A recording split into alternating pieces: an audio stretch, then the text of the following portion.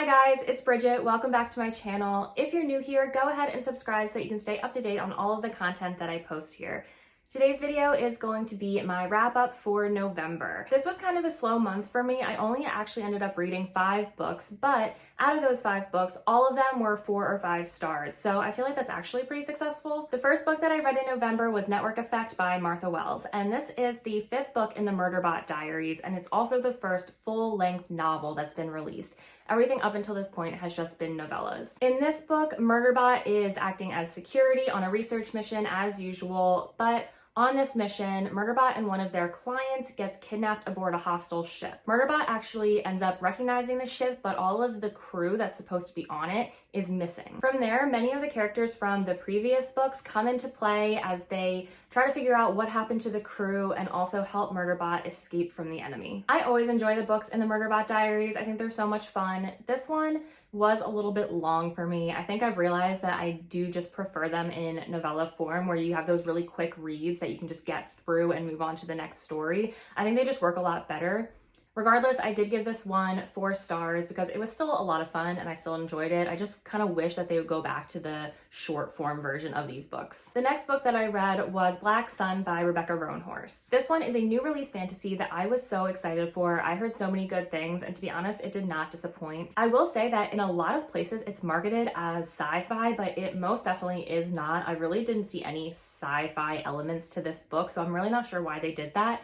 If you pick it up, it's definitely just like a true fantasy novel. What really made this book so great for me was that it's set in a world inspired by the pre-Columbia Americas. And I don't think before this I had read anything inspired by that world or set in that sort of time period. So it was just so much fun. Overall, the book follows 3 main characters. The first is Narampa, and she is the sun priest, which is like the head of this priesthood in the city of Tova. And they're sort of like the ruling order, this religion. She's young, she came from sort of like a low-class background, and she's really trying to make the priesthood relevant again. But because of these factors, a lot of people are against her because they feel like she's disrupting the status quo, so she's constantly got to watch her back. The next character is Serapio, who as a child was blinded and scarred by his mother and was told that he is going to be a god and come back to Tova on the eclipse and kind of save his people from not necessarily persecution, but oppression that they're facing. And then finally you have Zyala, who is the captain of the ship that's taking Serapio to Tova. She's really cool. She has some sort of magical ability that connects her to the sea. She can sort of control the winds and the tide, and it's just a really cool ability. She's a really interesting character. And these 3 characters are sort of converging in Tova for this solar eclipse that's going to be happening on the winter solstice. I really loved this book. I ended up giving it 5 stars. There were a lot of players involved, but it never really seemed confusing, and I just loved the world and the magic and the religion that Rebecca Roanhorse created. I am such a sucker for interesting fantasy worlds, and I feel like they're always a hit with me whenever I find a new one that I can just really immerse myself in. One thing I will say is that this book did seem to be kind of like laying the groundwork for the rest of the series. It was all leading up to this one big moment,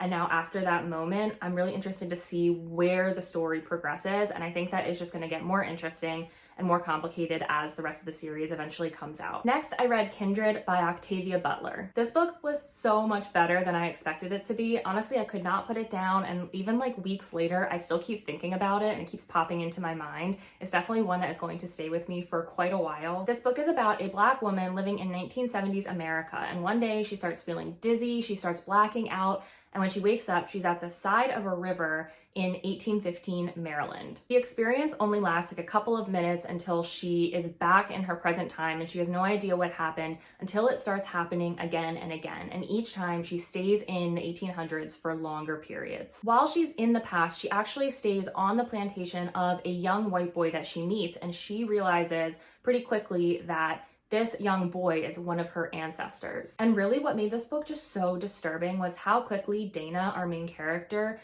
just settles into life on this plantation and how quickly she just kind of adapts or gets used to life with slavery and all the horrors that that entails. And you know, I think that a lot of people, particularly white people, talk about how cool it would be to travel back in time and see what life was like back then. And I mean, I'm guilty of this as well. I've definitely thought this before. One of my favorite series is Outlander. But the reality is that traveling back in time would only be fun for a very, very small select group of people. So I think that this book really highlights that. In the end, I gave this book an easy 5 stars, and I still cannot get it out of my head. In November, I also read Warcross by Marie Lu. This was one of those books that I really only picked up because it was available right away on my Libby app, but it was so much fun and I was so pleasantly surprised by it. I gave it 4 stars and I just really enjoyed it a lot. It reminded me a lot of Ready Player One, but sort of without all of those 80s pop culture references. The book takes place in the near future where everyone is obsessed with this virtual reality called Warcross, and it has been integrated into every aspect of everyday life. One of the biggest virtual competitions is about to occur and the world is really just like gearing up for it. Our protagonist in this book, Amika Chen, is a hacker and a bounty hunter, and she is really just trying to survive this mountain of debt that she has and try to claw her way out of just awful poverty that she's living in. Through a series of events, she is hired by the creator of Warcross to find a hacker that is creating this huge security problem within the game. And to do this, she goes undercover as a player in this competition to try and find the person who's behind everything. As I said, I really enjoyed this book. It was fast-paced, it was a lot of fun, and it really just exceeded any expectation that I had for it. The only thing that really dropped this story down from like 5 stars to 4 stars was that it didn't really seem like anything super special. The storyline could be kind of basic sometimes, but at least for me, it was exactly what I was looking to read at the time, so I couldn't really hold that against the book too much. The last book that I read in November was The Last Girl by Nadia. Murad. If I'm being completely honest, I did finish this book on December 1st, but you know what? I read like 95% of it in November, and actually it was just so good that I wanted to talk about it quickly. So you know what? I'm making my own rules here. It's gonna be a November book. This book was one of the best, most emotionally difficult memoirs I have ever read. Nadia Murad is a Yazidi woman who is telling her experience of living through the genocide of her people by ISIS in Iraq in 2014. For the first part of this book, Nadia tells you about her life in her small village of Kocho. She talks about her family, her religion, her hopes, and her dreams, and she is really just setting the stage to really show you the depth of what she has lost. Eventually, ISIS comes to her town, they kill all of the men in her village, including her 6 brothers, and they take all of the young women to become sex slaves. From there, Nadia shares what happened to her and her family as slaves to ISIS until the day that she can finally escape. The horror that Nadia and her people faced just recently is just totally unimaginable. The strength that she must have needed to survive this experience and tell her story and continue to tell her story is just incredible, and no person should have to have this strength. This memoir was certainly very difficult to read, but this genocide needs to be remembered and stories like Nadia's need to be told. And I just cannot recommend this memoir enough. It was so incredible and it was so powerful, and really I feel like everyone should read it. Alright, so I'm sorry to end this wrap up on kind of a depressing note, but I think that even though I only read 5 books in November, it was a really strong month. I read a lot of books that I really loved and really enjoyed and would just recommend to anyone. Let me know in the comments if any of you guys have read any of these books or if you're interested in reading them, and please do remember to like and subscribe.